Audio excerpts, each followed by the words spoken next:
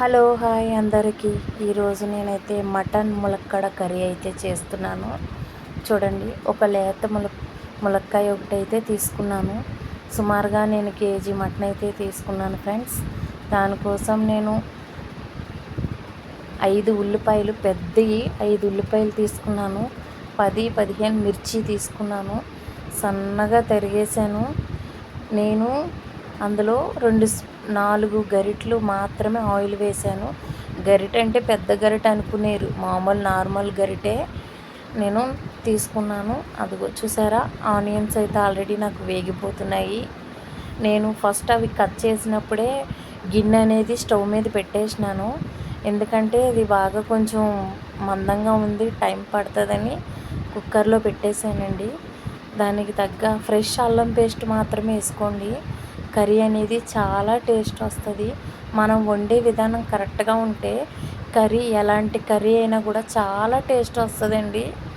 చూసారా, నాకైతే ఉల్లిపాయలు ఇలా వేగిపోయినాయి.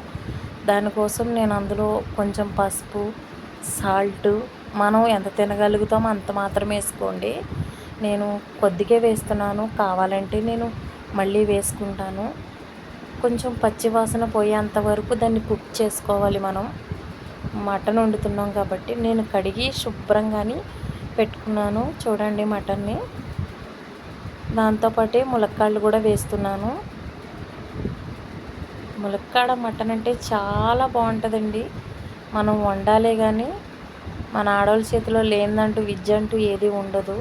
మనం ఎంత బాగా కుక్ చేస్తామో అంత టేస్ట్ వస్తుందండి కర్రీ అనేది.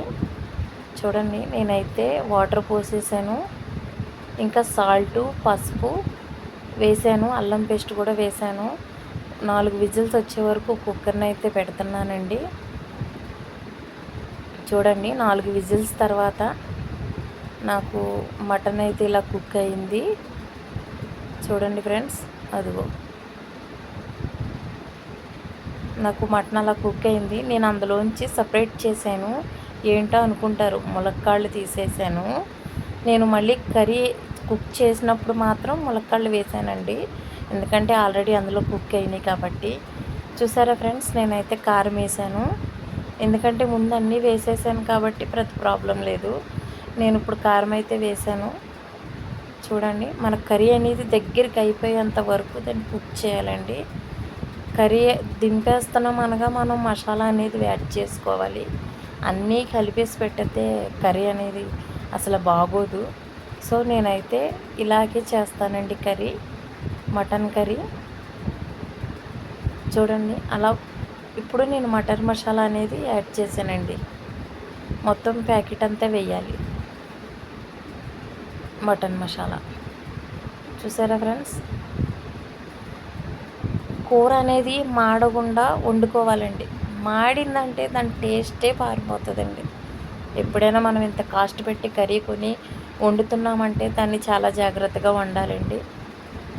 చూసారా, నా కర్రీ అయితే దగ్గర పడిపోయింది. చూడండి, నేను ములక్కాళ్ళు పీసెస్ అయితే తీసేసాను, లాస్ట్కి వేస్తానండి. చూడండి, పక్కన పెట్టేసుకున్నాను, ఎందుకంటే ఆల్రెడీ చాలా కుక్ అయినాయి అవి. మీరు కూడా తప్పకుండా ట్రై చేయండి ఫ్రెండ్స్. మీరు కర్రీ వండేటప్పుడు దగ్గరే ఉండండి, మరి పెట్టేసి వెళ్ళిపోయారంటే అది మాత్రం మాడిపోతుంది. ఓకే ఫ్రెండ్స్, మీకు నచ్చితే కనుక లైక్ చేయండి, షేర్ చేయండి, తప్పకుండా సబ్స్క్రైబ్ అయితే చేయండి ఫ్రెండ్స్. కర్రీ మాత్రం ఇలాగే వండండి, చాలా అంటే చాలా టేస్ట్గా ఉంటుంది. మీరు వండేటప్పుడు మాత్రం ఉప్పు కారం చూసుకుని వేయండి. మా కొలతల ప్రకారం మేము వేసామంటే కాదండి, మీరు ఎంత తినగలుగుతారో అంత మాత్రం వేసుకోండి. చూసారా ఫ్రెండ్స్, నా కర్రీ అయితే ఇలా రెడీ అయింది. మీకు నచ్చితే లైక్ చేయండి ఫ్రెండ్స్.